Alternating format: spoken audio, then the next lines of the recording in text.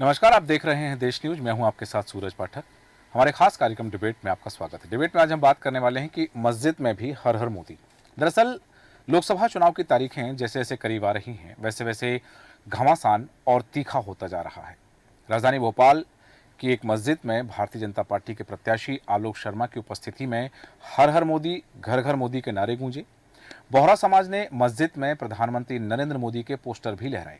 दरअसल राजधानी भोपाल स्थित अलीगंज हैदरी मस्जिद में प्रधानमंत्री नरेंद्र मोदी के नारे गूंजे। इस दौरान बोहरा समाज के लोगों ने हर हर मोदी, घर घर मोदी और मोदी है तो मुमकिन है के नारे लगाए। बोहरा समाज के लोगों ने मस्जिद के अंदर प्रधानमंत्री नरेंद्र मोदी के पोस्टर भी लहराए। बोहरा समाज ने एकजुट होकर अब की बार 400 पार का नारा भी जगाया। इस दौरान भारतीय जनता पार्टी के प्रत्याशी आलोक शर्मा भी मौजूद रहे। मस्जिद के आमिल जौहर अली ने प्रधानमंत्री नरेंद्र मोदी की दिल खोलकर तारीफ करते हुए कहा कि हमारे वजीर आलम की हम बेहद कद्र करते हैं, उनसे हमारे घर जैसे रिश्ते हैं, अल्लाह करे उन्हें कामयाबी मिले। आमिल जौहर अली ने कहा कि देश के प्रधानमंत्री का हम सम्मान करते हैं, प्रधानमंत्री नरेंद्र मोदी और हमारे घर जैसे ताल्लुकात हैं, प्रधानमंत्री जी के सैयदाना साहब से भी बढ़िया रिश्ते हैं। भोपाल संसदीय सीट पर 7 मई को चुनाव होना है। भारतीय जनता पार्टी ने यहां से भोपाल के पूर्व महापौर आलोक शर्मा को अपना प्रत्याशी बनाया है, जबकि कांग्रेस ने अरुण श्रीवास्तव को अपना उम्मीदवार बनाया है। मध्य प्रदेश की राजधानी भोपाल में एक वीडियो तेजी से वायरल हो रहा है, जिसमें मस्जिद में हर हर मोदी, घर घर मोदी के नारे गूंज रहे हैं। दावा किया जा रहा है कि मस्जिद में मोदी समर्थित नारों का यह वीडियो अलीगंज हैदरी मस्जिद का है। बताया जा रहा है कि बोहरा समाज ने प्रधानमंत्री नरेंद्र मोदी और भारतीय जनता पार्टी के प्रत्याशी आलोक शर्मा के पोस्टर भी वहां लहराए हैं और मोदी है तो मुमकिन है के नारे लगाए हैं। भोपाल की जुमेराती स्थित अलीगंज हैदरी मस्जिद में भारतीय जनता पार्टी के प्रत्याशी आलोक शर्मा का स्वागत किया गया। इसको लेकर के बहुत सारे सवाल खड़े हो रहे हैं कि धार्मिक स्थल पर सियासत के नारे, और सबसे बड़ी बात सवाल इसलिए खड़े हो रहे हैं कि मस्जिद में, क्योंकि एक तरफ जहां भारतीय जनता पार्टी को या प्रधानमंत्री नरेंद्र मोदी को कट्टर हिंदुत्व का समर्थक माना जाता है, लेकिन मस्जिद में मोदी के समर्थन में नारे लगाना, पोस्टर लहराने को लेकर के सियासी गलियारों में चर्चाओं का बाजार गर्म है। इस पर हम चर्चा करेंगे, लेकिन सबसे पहले आपको सुनाते हैं हैदरी मस्जिद का वो वीडियो जो वायरल हो रहा है। मोदी है तो मोदी है तो मोदी है तो मोदी है तो अब की बार मोदी है तो मुमकिन है अब की बार 400 पार। और मस्जिद में ये, हालांकि इसको ये भी कहा जा रहा है, मैं बता दूं आपको दर्शकों को, कि देश न्यूज इस वीडियो की पुष्टि नहीं करता है, क्योंकि बोहरा समाज का दूसरा पक्ष जो है इस वीडियो पर आपत्ति भी जता रहा है। क्यों आपत्ति है और मस्जिद में मोदी की जय जयकार, हर हर मोदी, घर घर मोदी के नारे का क्या सियासी गलियारों में चर्चाएं हैं और क्यों चर्चाएं हैं, इसका क्या परिणाम है, हम इन तमाम विषयों पर चर्चा करेंगे। खास मेहमान आपका परिचय कराते हैं। हमारे साथ हैं भारतीय जनता पार्टी के प्रवक्ता योगेश गुप्ता जी। योगेश गुप्ता जी, बहुत स्वागत है आपका देश न्यूज में। कांग्रेस प्रवक्ता फिरोज सिद्दीकी जी हमारे साथ हैं। फिरोज सिद्दीकी जी, आपका स्वागत करते हैं देश न्यूज में। समाजवादी पार्टी के प्रवक्ता यश भारती जी हमारे साथ हैं। यश भारती जी, आपका भी स्वागत है। और राजनीतिक विश्लेषक डॉक्टर शिशिर उपाध्याय जी हमारे साथ हैं। डॉक्टर शिशिर उपाध्याय जी, आपका स्वागत है। और सबसे पहले फिरोज सिद्दीकी जी, आपके पास आना चाहूंगा, यह जो वीडियो वायरल हो रहा है इस पर आपकी टिप्पणी। और अब यह बात आ रही है भारतीय जनता पार्टी जो कह रही है कि मस्जिद में भी हर हर मोदी। देखिए, असल दिक्कत ये है कि इस देश में एक इक्वल चुनाव लेवल फील्ड नहीं है। जो सुप्रीम कोर्ट ने जो मुद्दा उठाया था, मैं यहां से शुरू कर रहा हूं इस बात को जी। सुप्रीम कोर्ट ने जो मुद्दा उठाया था कि केंद्रीय चुनाव आयुक्त जो है, मुख्य निर्वाचन आयुक्त भारत निर्वाचन जो आयोग के, उनकी नियुक्ति जो है वो निष्पक्ष तरीके से होनी चाहिए ताकि स्वतंत्र और निष्पक्ष चुनाव हो। मेरा सवाल है कि चुनाव आयोग क्या कर रहा है? मस्जिद का, यानी मस्जिद भी एक धार्मिक स्थल है, और धार्मिक स्थल का, किसी भी धार्मिक स्थल का चुनाव निर्वाचन प्रक्रिया में उपयोग करना, चुनाव प्रचार में उपयोग करना पूर्णतः अवैधानिक है और इस पर चुनाव आचार संहिता उल्लंघन का मामला दर्ज होना चाहिए। कांग्रेस पार्टी अभी भी मांग करती है कि यदि चुनाव आयोग निष्पक्ष है तो और स्वतंत्र चुनाव कराने का हितैषी है तो उसको सबसे पहली फुर्सत में जो आलोक शर्मा है उनके खिलाफ जो है चुनाव आचार संहिता का मामला दर्ज करना चाहिए और उनको चुनाव प्रक्रिया से बाहर कर देना चाहिए। यानी उनका जो उनको निर्वाचन प्रक्रिया से बाहर करने का मकसद ये हुआ कि उनको हटा देना चाहिए जी। आपने स्पष्ट तौर पर चुनाव प्रचार का है ना जो है उल्लंघन किया। ये तो हुई एक बात जी। दूसरी बात, ये दो मुंह है बीजेपी के हमारे लोग। अगर ये काम कांग्रेस करे तो गला फाड़ फाड़ के चिल्लाएंगे कि कांग्रेस जो है अल्पसंख्यकों की पार्टी है, कांग्रेस जो है मोदी जी चिल्ला रहे हैं कि साहब ये जो है मुस्लिम लीग का घोषणा पत्र है और ये लोग है ना ये करते हैं और वो करते हैं और अल्पसंख्यकों के बिना कांग्रेस जिंदा नहीं रह सकती। तब मुझे योगेश भाई जवाब देंगे इस बात का कि है ना ये आप मस्जिदों में क्यों गए थे भैया वोट मांगने? तुम तो मंदिर जाते हो, मस्जिद तो जाते नहीं है जी। और 80-20 करते हो। हाँ। है ना 80-20 करते हैं ना इनके योगी है जो वो, तो ये 20 में से ही है। ये कहाँ तोड़ के मतलब हार स्पष्ट दिख रही है। अब घर घर जाना पड़ रहा है, ठीक है, और मस्जिदों में भी जाके टोपी पहन रहे हैं। इनके नेता मोदी जी टोपी नहीं पहनते हिंदुस्तान में, दुबई में जाके टोपी पहनते हैं वो, तो अब यह टोपी भी पहनना पड़ रही है। अरे वाह, तो इसका मतलब जो है ये हिंदुत्व का मुद्दा चल नहीं रहा है, तो अब सोच रहे हैं कहीं इधर ही घुस जाए एक तरफ। ठीक है, वापस आऊंगा आपके पास में। योगेश जी कुछ सवाल किए हैं, फिरोज सिद्दीकी जी ने आपसे उनके जवाब दे और मेरे सवाल का भी जवाब। जो उन्होंने कहा कि आचार संहिता का उल्लंघन यदि कांग्रेस ऐसा करती, यदि वो किसी मंदिर में जाकर के या मस्जिद में जाकर के, जैसा उन्होंने कहा कि किसी मस्जिद में जाकर के यदि वोट की अपील करती, अपने प्रत्याशी के समर्थन की बात करती, तो वहां पर भारतीय जनता पार्टी ये प्रोपोगंडा करती कि ये अल्पसंख्यकों की पार्टी है, अल्पसंख्यकों के पास जा रहे हैं, उनसे वोट मांग रहे हैं। देखिए फिरोज जी ने 3-4 प्रश्न उठाए हैं, आशा करता हूँ जी बीच में नहीं बोलेंगे जी।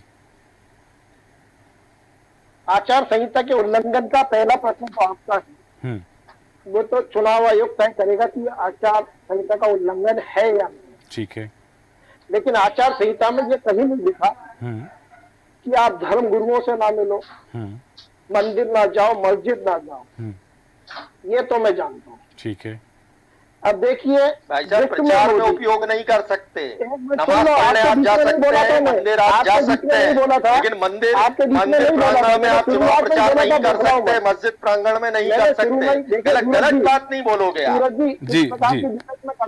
नहीं योगेश जी जो उन्होंने प्रश्न किए आप उनके जवाब दीजिएगा, आप जो कह रहे हैं उसके जवाब फिरोज जी देंगे। जी योगेश जी। हाँ, तो ये बीच में बोल रहे हैं, मैं बीच में इनके नहीं बोला था। आप बौखला जाते हैं कांग्रेस के नहीं, आप उनके प्रश्नों का जवाब दे दीजिएगा। हाँ देंगे ना, बिल्कुल देंगे, सब्र करिए जी, टाइम अभी खत्म थोड़ी हो गया। हाँ अभी तो शुरुआत है अभी तो। जी जी। देखिए देश में मोदी, विदेश में मोदी, हाँ। घर घर मोदी और मस्जिद में मोदी, मंदिर में तो मोदी। तो जब चारों तरफ मोदी मोदी और वैश्विक स्तर का ऐसा राजनेता जो हमारे देश का प्रधानमंत्री है, हमारे लिए सौभाग्य की बात है।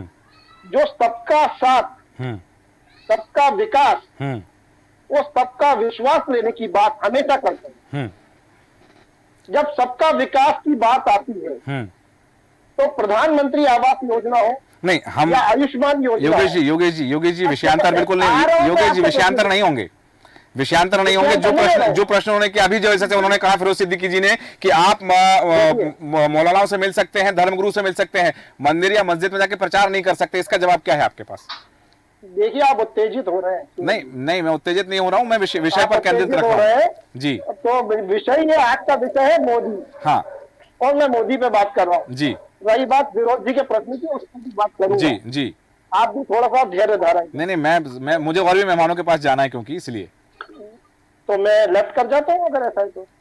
योगेश जी आपकी इच्छा है, ठीक है, जैसा आप चाहते हैं। और यश भारती जी आपके पास आना चाहूंगा। यश भारती जी जो बात हो रही है, डिबेट नहीं होती है सूरज जी। मैंने गुप्ता जी यही कहा, गुप्ता जी मैंने कहा कि हम विषय पर रहेंगे, आप योजनाओं का गान मत कीजिएगा। अभी योजना है आपका, योगेश गुप्ता जी तो विषय है हमारा, जो विषय है हम विषय पर रहेंगे, हम योजनाओं की गिनती नहीं करेंगे यहाँ पर। विश्वास, हाँ विषयांतर नहीं है सूरज जी। जी 1 मिनट दीजिए आप मुझे। जी बिल्कुल अपनी बात रखिएगा। जी योगेश जी।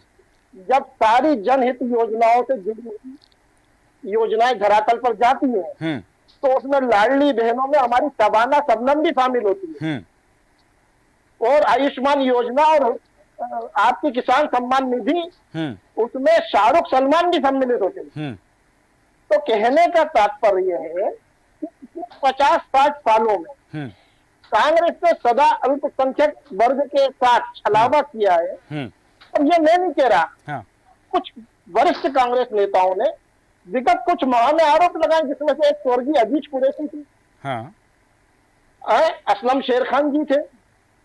तो अल्पसंख्यक वर्ग भी ये भली भांति समझ रहा है, देख रहा है कि हमारे हित की बात कौन कर रहा है, हमें छल कौन रहा है। अब मैं आता हूँ फिरोज जी के प्रश्न के बाद। क्या प्रश्न था बताइए आप? उन्होंने कहा था कि ये जो हिंदुत्व का मुद्दा चल नहीं रहा है, इसलिए अल्पसंख्यकों के पास जा रही भारतीय जनता पार्टी। अब देखिए, सीधी सी बात है सूरज जी, हर बूथ पर 370 वोट बढ़ाना है हमको। 64,523 बूथ है। वो जिस प्रकार विगत कुछ माह में कांग्रेस नेता, पदाधिकारी, विधायकों, पूर्व सांसदों, फिर मुख्यमंत्रियों का पलायन हुआ है, और जो अल्पसंख्यक वर्ग हमारी तरफ झुका है, निश्चित रूप से हम अब की बार 400 के पार होंगे। और जब हम सबका साथ सबका विकास करते हैं तो हमको सबका आशीर्वाद भी तो चाहिए। ठीक है, वापस आता हूँ योगेश जी आपके पास में। वापस आता हूँ योगेश जी, समय हो चुका है, क्योंकि यश भारती जी आपके पास आना चाहूंगा। बात हो रही है मस्जिद में मोदी की, बात हुई है, प्रचार हुआ है, जहां एक तरफ फिरोज सिद्दीकी जी कह रहे हैं कि आचार संहिता का उल्लंघन है, और वहीं दूसरी तरफ योगेश गुप्ता जी कह रहे हैं कि किसी धर्म गुरु से मिलना आचार संहिता का उल्लंघन नहीं है। लेकिन यहाँ सवाल है प्रचार की, नारेबाजी की। और हालांकि जैसा हमने पहले भी कहा कि देश न्यूज इस वीडियो की पुष्टि नहीं करता है, लेकिन तब भी ये जो वीडियो वायरल हो रहा है, इसको लेकर के बताया जा रहा है कि मस्जिद का है, जबकि वहीं बोहरा समाज का दूसरा वर्ग ये भी कह रहा है कि ये जमात खाने का वीडियो हो, मस्जिद का वीडियो नहीं। देखिए सूरज जी, कहीं का भी वीडियो हो है, लेकिन इस वीडियो को जारी करके भारतीय जनता पार्टी ने यह संदेश देने की कोशिश करी है कि मुस्लिम समाज का एक बड़ा तबका हर हर मोदी, घर घर मोदी का प्रचार कर रहा है, वोट देने की बात कर रहा है। तो जो बात हो रही है धार्मिक आधार पे, और जिसको इतना बड़ा तूल दिया जा रहा है सोशल मीडिया के माध्यम से, भारतीय जनता पार्टी के IT सेल के माध्यम से, व्हाट्सएप यूनिवर्सिटी के माध्यम से भारतीय जनता पार्टी की, कि मुस्लिम समाज भी अब भारतीय जनता पार्टी को चुनने जा रहा है। यही संदेश है जिस तरीके से हम देख रहे हैं इसको। जी। अब सवाल ये उठता है, जैसे अभी भाजपा प्रवक्ता गुप्ता जी बात करते हैं सबका साथ सबका विकास, मुझे 10 ऐसी लोकसभा सीट बता दें जहां मुस्लिम समाज को इन्होंने टिकट दिया हो, 10 विधानसभा सीट बता दें जहां इन्होंने विधानसभा के लिए टिकट दिया हो। आज सबसे ज्यादा सर्वाधिक विधायक इनके पास हैं, राज्यों में सरकार है। मैं मुख्यमंत्री की तो बात नहीं करूंगा, वो इनके बस की बात नहीं है, लेकिन विधानसभा ही बता दें, लोकसभा बता दें।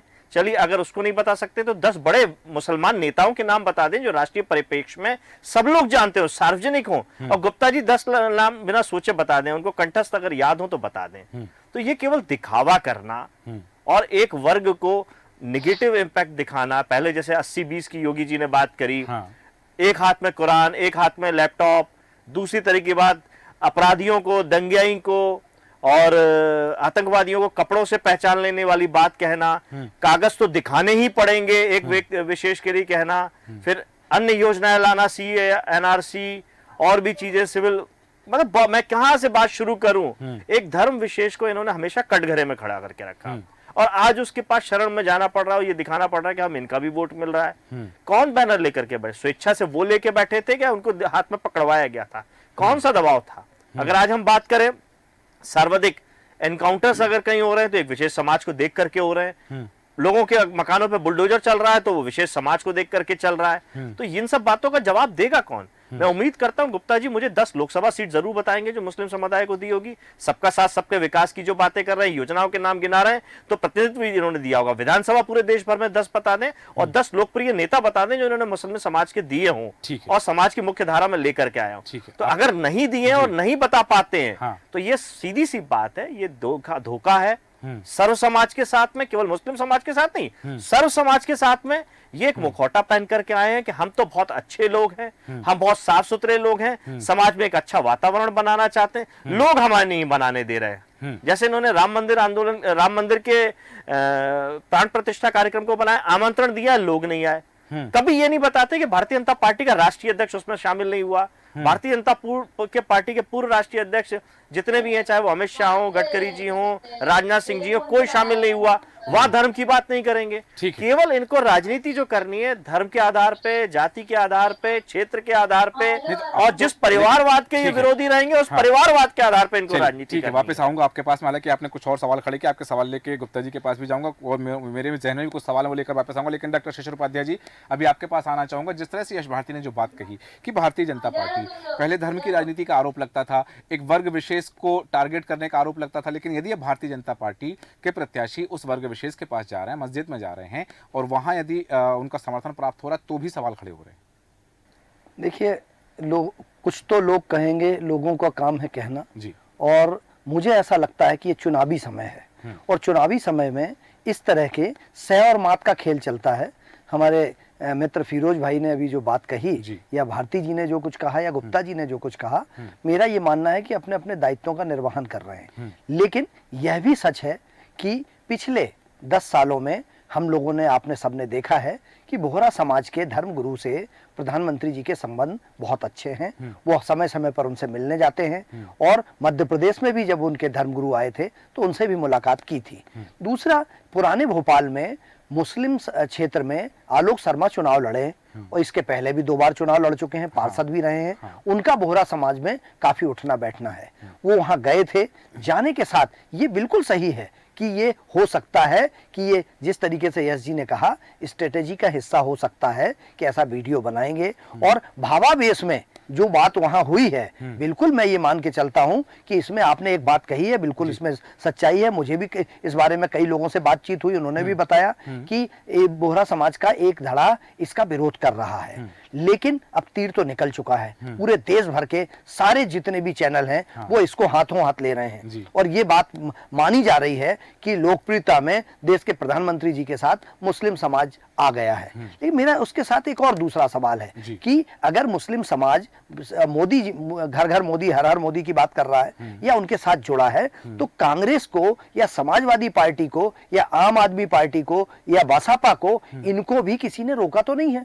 ये भी मस्जिद में जाएं, ये भी वहां बैठे, ये भी बात करें। ये उनके पास जब अगर जाएंगे और वहां पे इस तरीके के वीडियो बनेंगे, इस तरीके के वीडियो अगर बनेंगे वहां पे और उसको फिर हमारे मित्र, चूंकि मेरे साथ कई डिबेटों में बैठे हैं गुप्ता जी, फिर हमारे गुप्ता जी, मैं उनकी बात पर आ रहा हूं। अभी जो हमारे कांग्रेस के प्रवक्ता भाई ने जो कहा था कि फिर उसको इशू बनाया जाता है। फिर ये कहा जाता है कि ये ऐसा कर रहे हैं इसलिए ऐसा हो रहा है, देखो ये मुस्लिम परस्त हैं, देखो ये एक धर्म विशेष के साथ जुड़े हुए हैं, ये बात हो जाती है। लेकिन इसमें वही बात आती है कि हम करें तो रामलीला और वो करें तो रासलीला। ये कहीं ना कहीं ये बात आती है कि अगर यही बात यश जी के साथ होता तो यश जी के, गुप्ता जी का सबसे पहला बयान आता, अरे साहब वो तो सिर्फ उन्हीं के लिए लो, एक धर्म विशेष के लिए है। यही बात फिरोज सिद्दीकी जी की पार्टी के लोग अगर जाके बधाई दे देते, साहब उनका तो वही है। तो ये कहीं ना कहीं चुनावी इशू बनाया है, इसको चुनावी दृष्टि से देखना चाहिए। और मुझे ऐसा लगता है कि आलोक शर्मा इसमें बाजी मार ले गए।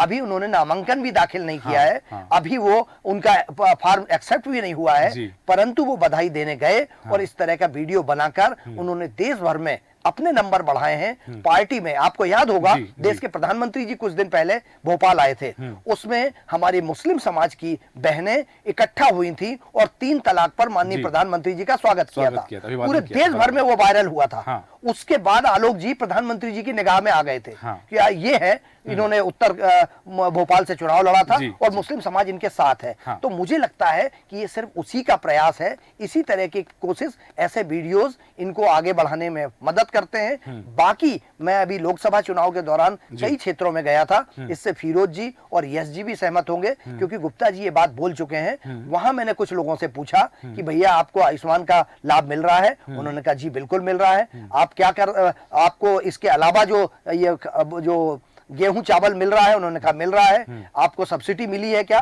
तो हर समाज को इसका फायदा मिला है और ये उस समाज पर छोड़ देना चाहिए कि वो किसका चयन करेगा। मुझे इसमें कतई बुराई नजर नहीं आती कि यदि बोहरा समाज कह रहा है कि ये उनका व्यक्तिगत है, आजादी है उनको, ये उनका निर्णय है कि वो किसको वोट देंगे, और ये फिरोज जी का अपना निर्णय है कि फिरोज जी किसको वोट देंगे। ये योगेश गुप्ता जी का निर्णय है कि वो पहले किसी और के विचारधारा से सहमत थे, अब वो किसी और विचारधारा से सहमत हो गए हैं, तो ये उनका अपना निर्णय हो सकता है। बराबर, ये व्यक्ति का अपना निर्णय हो सकता है और मत के अधिकार का प्रयोग भारत का संविधान भारत के नागरिकों को देता है और उसकी स्वच्छंदता भी देता है कि आप जैसे चाहे वैसे अपने मताधिकार का प्रयोग करें। जो पसंदीदा पार्टी हो, जो पसंदीदा प्रत्याशी हो, जिसको आप चुनना चाहें उसे चुन सकते हैं, ये अधिकार भारत का संविधान देता है। यश भारती जी कुछ कहना चाह रहे थे, कम शब्दों में बात रखें, फिर फिरोज जी आपके पास आ रहा हूं। देखिए, आदरणीय शशि जी ने जो बात कही मैं उनकी बात से सहमत हूँ।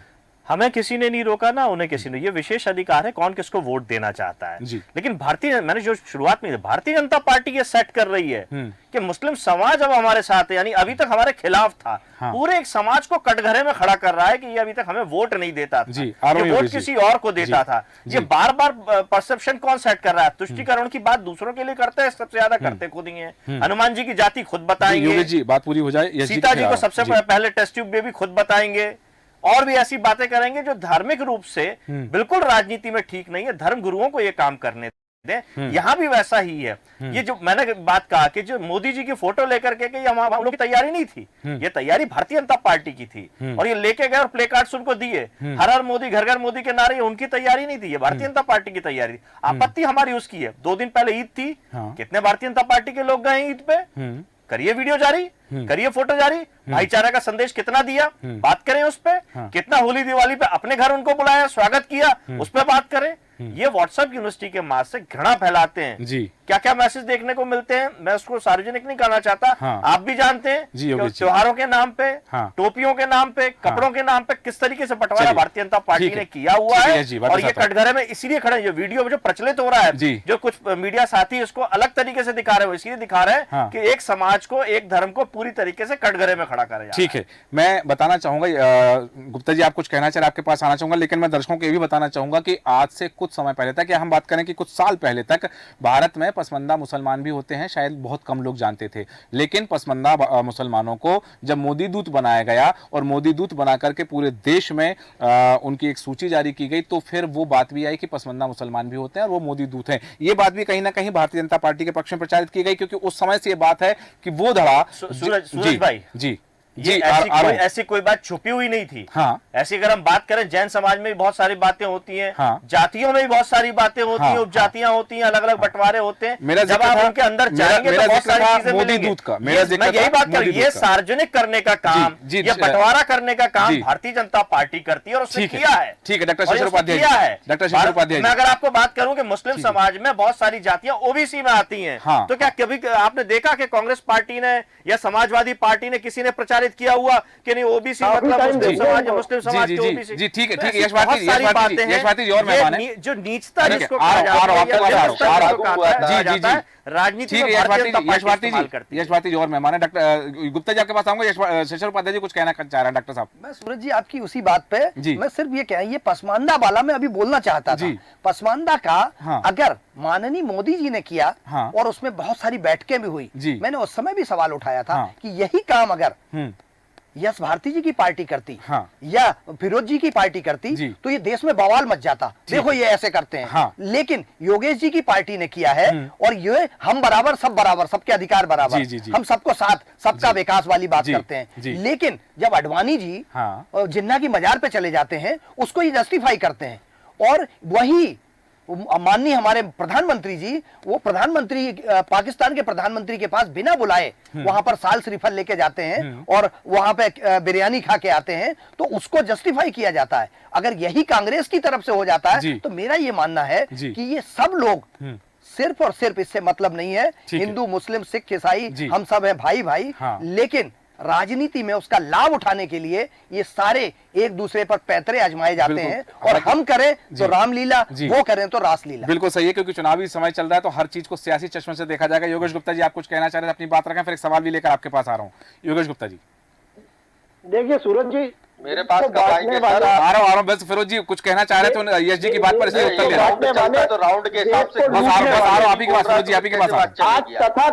आज तथा कथित इंडी गठबंधन के रूप चोर चोर मोसेरे भाई होकर बैठे हुए हैं। देखा हमने समाजवादी पार्टी के शासन में उत्तर प्रदेश में कितनी गुंडागर्दी। जवाब आपको जवाब दे रहे हैं, हम सरकार में आ जाएंगे, बेहतर सरकार चला जाएंगे, आप छोड़ दीजिए सरकार। तो देखिए ऐसा है, मध्य प्रदेश में भी चुनी हुई सरकार है और देश में भी चुनी हुई सरकार है।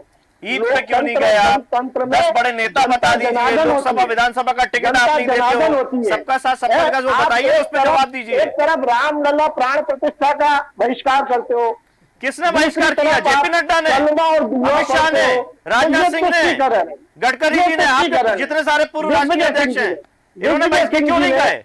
इन्होंने अपमान क्यों किया रामलला का, ये बता दीजिए। आपकी भाषा में आपको जवाब दे रहा हूँ। कांग्रेस पार्टी, एक मिनट यश जी, मैं आपके बीच में नहीं बोला था, आप बोलने में मजबूर कर रहे हैं। आपसे सवाल किया, 10 मुस्लिम नेता बता दीजिए, यश भारती जी, यश भारती जी, मुस्लिम नेता बता दीजिए, यश भारती जी, सबका साथ सबका विकास बता दीजिए, लोकसभा सीट बताइए, 10 विधानसभा बता दीजिए। ठीक है यश भारती जी, आप ही की बात का जवाब ले रहा हूँ। योगेश गुप्ता जी, योगेश गुप्ता जी, ये ठीक है, यश भारती जी बीच में बोल रहे हैं। आप ऐसे जैसा उन्होंने पूछा कि 10 ऐसे प्रत्याशी के नाम बता दीजिए जिनको आपने लोकसभा का टिकट दिया हो, विधानसभा का टिकट दिया हो, 10 बड़े नाम उन्होंने पूछे थे। देखिए मैं इस प्रश्न का जवाब दूंगा, लेकिन पहले फिरोज जी का एक और प्रश्न था। जी जी बताइए। कांग्रेस पार्टी इसकी है उसकी, कांग्रेस पार्टी फिरोज भाई ना आज अल्पसंख्यक की है, ना आदिवासी है, ना हिंदू की है, ना मुसलमान की है, सिर्फ गांधी परिवार की कांग्रेस पार्टी है। परिवारवाद पर आधारित पार्टी रह गई है कांग्रेस। इसका समापन मध्य प्रदेश से तय है। ठीक है, कांग्रेस अप्रासंगिक हो गई है। ठीक है यश भारती जी, ठीक है। तो इस प्रकार जो मध्य प्रदेश में भारतीय जनता पार्टी द्वारा जो जन कल्याण से जुड़ी नीतियों के माध्यम से हम घर घर तक पहुंच रहे हैं, सबका साथ बता दीजिए, कहां लिया मुस्लिम आधार पर, ठीक है, ठीक है, ठीक है, सबका साथ में शहनवाज हुसैन हमारे साथ है, और बताइए 5 के बाद आप छठा नाम नहीं बता पाएंगे। मुख्तार अब्बास नकवी हमारे साथ है, योगेश गुप्ता जी, योगेश गुप्ता जी वापस आता हूँ आपके पास, वापस आ रहा हूँ आपके पास है। फिरोज सिद्दीकी जी आपके पास आ रहा हूँ, हालांकि क्रम में मुझे पहले आपके पास आना चाहिए था। ठीक है, मध्य प्रदेश, ठीक है यश भारती जी, यश भारती जी, यश भारती जी वापस आ रहा हूँ आपके पास।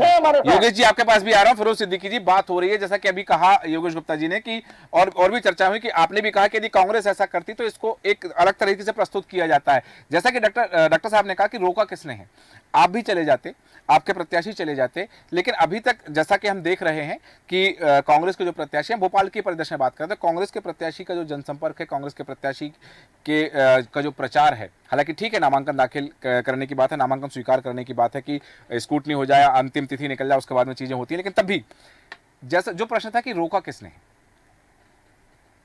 देखिए हमने कब कहा, इस देश की सनातन संस्कृति है, ये आरएसएस भी कान खोल के सुन ले और भारतीय जनता पार्टी भी कान खोल के सुन ले कि इस देश का सामाजिक ताना बाना कोई नहीं हिला सकता। आरएसएस भले ये सोचता है कि वो एक वर्ण व्यवस्था लागू कर ले जाएगा, हिंदू राष्ट्र में एक वर्ण व्यवस्था हो जाएगा, ऐसा कर पाएगा। दूसरी बात वो खुद घुटनों पे आ गए जो 80-20 किया करते थे, ये उत्तर प्रदेश की बात कर रहे हैं ना, 80-20 किया करते थे। और अब इनकी एक बात का जवाब दे दूं, सबका साथ सबका विकास। आप देखिए सारी योजनाओं का लाभ मुसलमानों को भी मिलता है, तो क्या खैरात बांट रहे हो? टैक्स भी तो हम लोग देते हैं, तो हमारे टैक्स का पैसा हमें वापस मिल रहा है। और ये बाबा साहब अम्बेडकर का बनाया हुआ संविधान है, भारतीय जनता पार्टी के बस का काम नहीं है कि उस संविधान को तोड़ मरोड़ ले, ऐसे पाखंडी और झूठे लोगों के बस की बात नहीं है कि उसको तोड़ ले। अच्छी बात है आप मुस्लिम समाज के बीच गए, अच्छी बात है आप मुस्लिम समाज के बीच गए और ये आपने बहुत अच्छा किया है ना, और बहुत अच्छा काम किया कि अब आप पे अक्ले सलीम ठीक ठाक हो गई कि हाँ मुस्लिम समाज भी इस देश का नागरिक है, हमें उसका वोट लेना है। हमको ये भी समझ में आ गया कि आपकी हिंदुत्व की लहर, राम मंदिर की लहर भी नहीं चल रही है। जगह जगह आपके कैंडिडेटों को लोग घेर रहे हैं और सवाल पूछ रहे हैं, युवा पकड़ लेते हैं भैया बताओ बेरोजगारी, महिलाएं पकड़ लेती हैं बताओ भैया महंगाई, किसान कह रहे हैं बताओ, तुम कह रहे थे कि किसान की आय दुगनी कर देंगे, कब हुई दुगनी, हमारा दाम कहाँ है। तो ये हालात भारतीय जनता पार्टी के जब सामने आ गए तो अब उसको जमीन दिखने लगी है। वो तब चीजें मोदी, घर घर मोदी, 400 पार, इनके पास और कुछ बचा नहीं है। योजना बना रहा था तो आपको विचार करना होगा। योगेश जी उन्होंने जो बात कही कि वो भी टैक्स देते हैं, तो योजनाओं का लाभ यदि मुस्लिम पक्ष को मिल रहा है, मुस्लिम मतदाताओं को मिल रहा है, तो वो भी टैक्स देते हैं, उसके हकदार हैं। ये विषयांतर इस बात से कौन इनकार कर रहा है? हाँ, इस बात से कौन इनकार कर रहा है? जो करदाता है वो इस देश का मतदाता भी है। योगेश जी एक बात स्पष्ट कर दूं, ठीक है योगेश गुप्ता जी मेरी एक बात सुन लीजिएगा, मेरी एक बात सुन लीजिएगा कि जब मुझे लगता है कि वो जो अलग विषय पर बात जा रही है और केवल अपनी पार्टी का प्रचार हो तब मैं रोकता हूं, कभी वो चीज कभी नहीं करता हूं कि आप अपनी बात पूरी रखें दूसरे को ना रखें, मैं बराबर सबको समय देता हूं। नहीं, विषयांतर की बात करिए, आप उत्तेजित हो जाते हैं। नहीं योगेश गुप्ता जी, मैं स्पष्ट बात करता हूं, मैं स्पष्ट बात करता हूं। 10 सेकंड अपनी बात रखें, समय की सीमा है, कुछ कहना चाह रहे हैं आप, केवल 10 सेकंड आपके पास क्या है। योगेश गुप्ता जी अभी अभी अंधे हुए हैं, ये ठीक है। इससे पहले चश्मे वाले थे, चश्मा पहने हो, आपको किस प्रकार फेंक दिया गया है? नहीं, कांग्रेस पार्टी ने फिरोज सिद्दीकी जी का स्नेह है, जूनियरों को प्रवक्ता बना दिया है। नहीं ठीक है योगेश गुप्ता जी, भले ही योगेश गुप्ता जी ने भले ही पाला बदल लिया हो, लेकिन फिरोज सिद्दीकी जी की संवेदनाएं अभी भी योगेश गुप्ता जी के साथ हैं। ठीक है, बिल्कुल आपकी संवेदनाओं की मैं कदर करता हूं। कमलनाथ जी ने सुंदरकांड का आयोजन किया था, ठीक है, ठीक है। योगेश गुप्ता जी समय की सीमा का ध्यान रखें। यश भारती जी 10 सेकंड अपनी बात रखें। योगेश गुप्ता जी समय की सीमा का ध्यान रखें। यश भारती जी 10 सेकंड अपनी बात रखें। सूरज भाई, जब नरेंद्र मोदी जी से सवाल किया जाता है तब भारतीय जनता पार्टी के लोग पद के पीछे चले आते हैं, प्रधानमंत्री का अपमान है, प्रधानमंत्री का अपमान है। लेकिन जब योजनाएं देने की बात होती है तब उस जनता का अपमान नहीं है जो गिनाया जाता है कि मुस्लिम समाज के लोग ले रहे हैं। मैं बार बार इसी बात को टारगेट कर रहा हूं, धर्म को जो योजना तो ये जन कल्याण से लेकर गरीब कल्याण तक 80 और 20 की बात ये करते हैं, वो खुद ये अलग अलग जन कल्याण से लेकर गरीब कल्याण तक की जितनी योजना है वो माननीय मोदी सरकार द्वारा संचालित है और सभी वर्गों को उससे लाभ मिल रहा है। सुनिए, 10 नाम आप नहीं बता पाए लोकसभा के, 10 नाम आप विधानसभा के नहीं बता पाए, 10 आप नेताओं के नाम नहीं बताए। उसी तरीके से आप इस बात को भी नहीं बता सकते कि आप जो योजनाओं का लाभ दे रहे हैं ये किसी पे एहसान करिए। आपकी जिम्मेदारी है सरकार की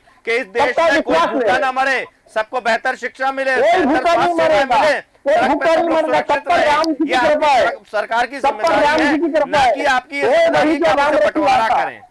वही जो राम रचना था। ठीक है, चूंकि सभी कहना चाहूंगा, ठीक है गुप्ता जी, चूंकि समय की सीमा है, बहुत कम शब्दों में अंतिम प्रतिक्रिया चाहूंगा डॉक्टर शेषर उपाध्याय जी आपसे कि यदि मस्जिद में मोदी है तो आपत्ति है, और बात हो रही है चुनाव प्रचार की कि धार्मिक स्थल पर चुनाव प्रचार की बात है, तो उसमें आचार संहिता की बात भी हुआ कि उल्लंघन है, लेकिन यह भी कहा गया कि कहीं नहीं लिखा है कि आप धर्मगुरुओं से नहीं मिल सकते। इस पर आपकी टिप्पणी चाहता हूँ। ये सूरज जी बहुत अच्छा वातावरण बन रहा है। मुझे ऐसा लगता है कि जिस दिन ऐसा लगने लगे कि हम आपस में भाईचारा बना के चुनावी माहौल को आगे बढ़ाएं, देखिए वोट किसको कौन देता है ये तो बिल्कुल मन की बात है, अंदर की बात है, लेकिन अगर इस तरह का प्रयास सामने आते हैं तो ये कहीं ना कहीं सौहार्दपूर्ण वातावरण है, एक दूसरे के प्रति संभाव का वातावरण है, और इससे हमारे चाहे मुसलमान भाई हों, अगर जैसा फिरोज जी ने कहा स्वीकार्यता मिली है, जैसा कि यश जी ने कहा कि ये सिर्फ चुनाव के लिए इसका उपयोग ना किया जाए, ये जो योजनाओं का लाभ मिल रहा है हर देश के उस नागरिक का अधिकार है, ये कोई किसी के ऊपर एहसान नहीं कर रहा है, ये हम जो टैक्स देते हैं उससे ही है प्रधानमंत्री जी और मंत्री जी और मुख्यमंत्री जी, सांसद जी, विधायक जी, उनका घर चलता है हमारे टैक्स से, इसलिए वो कोई एहसान नहीं कर रहे हैं, पैसा जो दे रहे हैं तो मतदाता को उसकी योजनाओं का लाभ मिलता है, ये अच्छी बात है। और मतदाता अगर ऐसे आते हैं, किसी गुरुद्वारे का आता है, किसी मस्जिद का आता है, किसी ऐसे आयोजन का आता है, तो मुझे लगता है कि ये देश में एक सकारात्मक संकेत हो।